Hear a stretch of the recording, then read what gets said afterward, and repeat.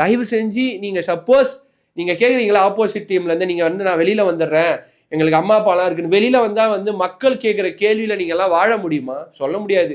இவங்கெல்லாம் அந்த அளவுக்கு பிறவிகள் தான். என்ன கேள்வி கேட்டாலும் தொலைச்சி போட்டு போகிற அளவுக்கு தான் இருப்பாங்க. மக்கள் கிட்டலாம் நீங்கள் வந்து வெளியில் பார்த்தாங்க இல்லைன்னா வந்து இல்லை எனக்கு மனசில் தோணுது, அதெல்லாம் நான் வந்து ஆஸ் அ மீடியா பர்சனாக வெளில சொல்ல முடியாது. 4 இடத்துக்கு நீங்கள்லாம் வெளியில் போக முடியுமா? வெளியில் வந்தா நீங்கள் பண்ண காரியம் என்ன சாதாரண காரியமா அப்படின்ற மாதிரி தான் இருந்தது.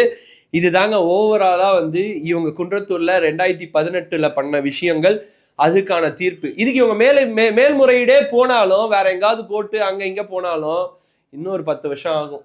அதுக்குள்ளே வந்து இவங்க வயசாயிடும். அதுக்கப்புறம் வந்து இது வந்து டிக்ளைன் பண்ணுறாங்க கோர்ட்டு, இல்லைனா வந்து ஓகே பழைச்சு போங்கன்னு விட்டா கூட வெளியில் வந்தால் மக்கள் கேட்குற கேள்வியில் கூட இவங்க வாழ முடியாது. ஸோ என்னை பொறுத்த வரைக்கும் இட்ஸ் அ கரெக்ட் ஜட்ஜ்மெண்ட். மரண தண்டனை அப்படின்றது ஜஸ்ட் லைக் தட் முடிஞ்சிடும், அவ்வளோதான்.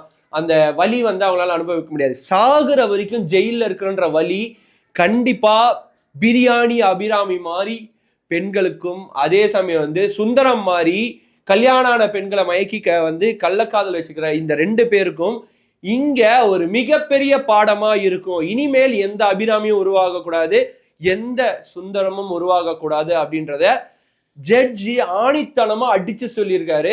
ஸோ பார்க்குற யாராவது இந்த மாதிரி ஒரு ரிலேஷன்ஷிப், அதாவது இப்போ வந்து நிறைய விஷயம் லீகல் ஆனாலும் உங்களுக்கு வந்து ஒரு விஷயம் தேவைன்னா, உங்களுக்கு ஒரு கணவனை பிடிக்கலையா, இல்லை அவர் கூட வாழ்றது பிடிக்கலையா, 2 பேரும் உட்காந்து வச்சு பேசுங்க. அப்போ செட் ஆகலையா பிரிஞ்சு போங்க. இல்லை ஒரு கணவன் வந்து உங்களுக்கு செட்டே ஆகலாம்னு நினைக்கிறீங்கன்னா அவங்க வீட்டில் சொல்லுங்க.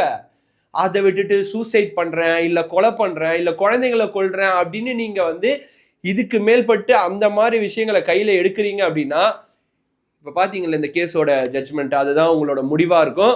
ஸோ பி கேர்ஃபுல் இந்த மாதிரி ஏதாவது இருந்தீங்கன்னா அப்படின்னு சொல்லிட்டு. ஸோ இந்த ஜட்ஜ்மெண்ட்டை பற்றி நீங்கள் என்ன நினைக்கிறீங்கன்றதை மறக்காமல் கமெண்ட் செக்ஷனில் மென்ஷன் பண்ணுங்கள்.